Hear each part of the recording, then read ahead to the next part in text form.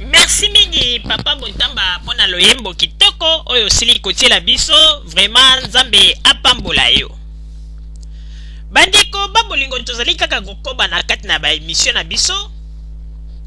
Ezali na ndeko mosusu oyo asilaki kokomela biso alobi ete autaki kolanda emission oyo tosilaki kosala na oyo etali Mama Olive pe tozali koloba ete to finga Mama Olive te to loba makambo ndenge na ndenge te yende Mama Olive yango akomi nani akomi nzambe ndeko tokoyebisa yo eloko moko ezali likambo ya kofinga te to soki likambo ya nini ndenge yo ozali koloba me ezali likambo oyo ndenge tolingi kaka koloba ete koyeba kopesa respect à une femme. Donc koyeba kopesa respect na mwasi. Po ete ndeko il faut koyeba yango ete mwasi na mokili oyo azali eloko moko to azali moto moko oyo nzambe akeli ye na ndenge ete azali kojouer ba rôle ebele na mokili sanke bato mosusu bayeba yango nomonaka bato mosusu tellement bayebaka valeur ya basi na bango te bakweya na baproblème ya mabe pe batikala na baproblème na bavi na bango ndeko nakoyebisa yo eloko moko nakende nanu na makambo kutu ya Mama Olive te nakokota nanu kuna te me natalisa yo kaka valeur nini oyo mwasi azalaka na yango ndeko oyebiko na mokili oyo soki olingi ete makambo na yo bafaire na yo marche bien soki ozali na mwasi moko ya malamu oyo ke mwasi yo nazali korespecte yo bovandi malamu okomona ete meme na mosala esika osalaka makambo na yo ekobanda kokende bien vers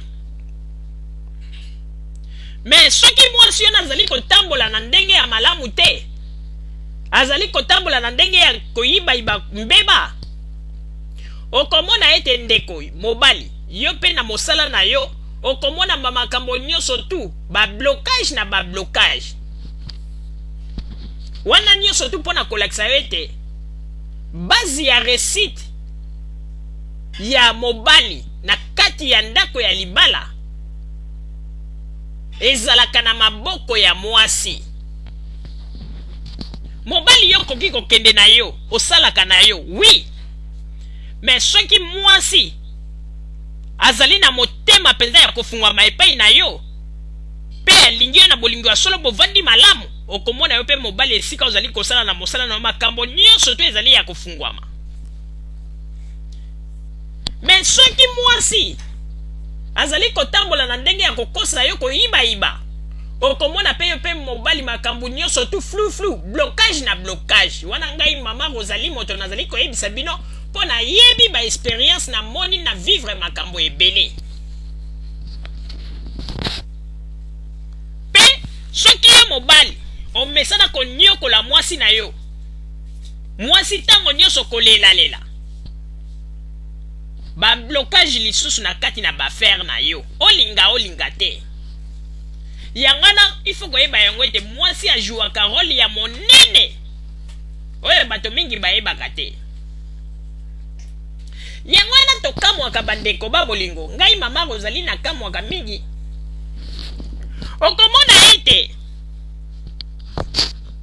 ndeko mwasi mosusu na page ya internet surtout na Facebook okomona azali kofinga moninga na ye ndeko mwasi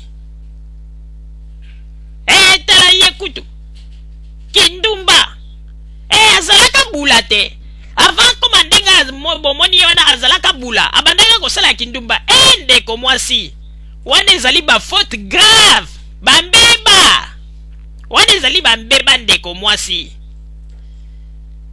batombolaka mongongo liboso ya mokili te mpona kotalisa kindumba ya ndeko mwasi ezali ba faute grave. Ngai mama Rosaline akoyebisa bino mingi lelo bakoma na circonstance oyo bakoma kobenga bango bandumba ezalaka souhait ya vie na bango te, mais circonstance ya mokili basi mingi lelo bakomi na position oyo bato babenga bango bandumba po ete badeception oyo mibali basali bango.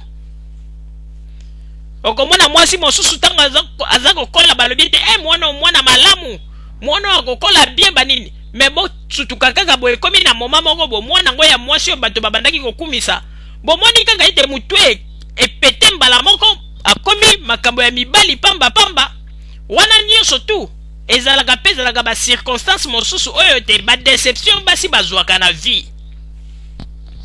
Yango ndeko kozalaka na plaisir te koyaka liboso ya internet pona kokoma ete mwasi wana ndumba yo zali ndeko mwasi me ozali kofinga ndeko mwasi mosusu ndumba. Keba vie oyo ezali na ba surprise ya mabe ebele, vie ezali na ba surprise ya mabe ebele. Ndeko ngai nasi nakutana na mwasi mosusu congolaise kaka na ba vitrine oyo na Hollande. Mokolo mosusu ngai nasololi na ye na bindeko mwasi, eske okoki kotika ba makambo ozali kosala te? Mpona nini ozali kosala ba makambo oyo? Na ye koyoka lisolo ndeko mwasi abeteli nga, alors que ndeko mwasi wana azalaki penza mwasi ya libala azalaki na mwasi ya libala na kati ya ndaku penza makambo bien, makambo nyonso bien. Bavandaka na mobali na ye babotaka mwana moko. Après eloko nini esalaki?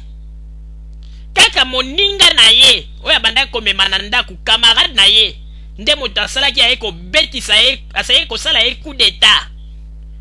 Mobali abeli motu alandi camarade na ye asundoli mwasi ya ndaku. Après ye kozwa camarade na ye wana atie ye na ndaku, mwasi atikali na libanda alors kazalaki mwasi ya libala. Nani asali ye boye? Camarade na ye moninga mwasi.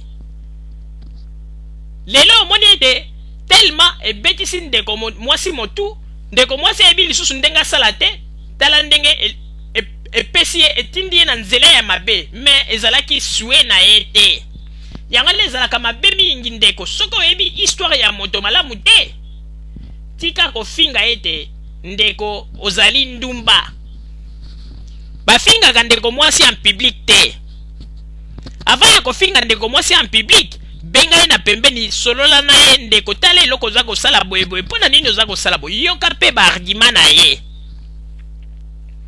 Makambo ezali mingi na mokili oyo, yango wana ezalaka mabe mingi. Nga nazwa experience wana nalingaka kofinga lisusu ndeko mwasi te po ete ngai moko nazali mwasi nayebi te oyo lobi ekoki kokomela nga. Lelo nakoki kobeta tolo nalobi te nga nazala na libala na nga, nazala na mobali na ngai, me keba po mokolo ekoki mpe kokoma ete mobali abwakisi yo ozondima pe te okamwe